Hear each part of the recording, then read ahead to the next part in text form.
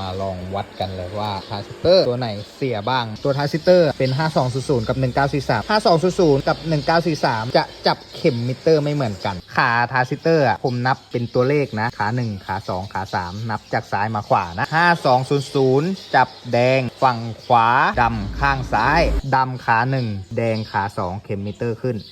แดงขา3เข็มมิเตอร์ขึ้นดำขา2เข็มมิเตอร์ไม่ขึ้นแดงขา1เข็มมิเตอร์ไม่ขึ้นดีตัวนี้ดีต้องขึ้นแบบนี้เท่านั้นถึงจะเรียกว่าทรานซิสเตอร์ตัวเนี้ยดีส่วน1943สลับจับดำข้างขวาแดงข้างซ้ายวัดเหมือนกันแดงขา1ดำขา2เข็มมิเตอร์ขึ้นดำขา3เข็มมิเตอร์ขึ้นแดงขา2เข็มมิเตอร์ไม่ขึ้นดำขา1เข็มมิเตอร์ไม่ขึ้น1943ตัวนี้ดีตัวต่อมาเป็น5200แดงขวามือดำอยู่ขา1แดงขา2ขึ้นแดงขา3ขึ้นดำขา2ขึ้นแดงขา1ขึ้นเสีย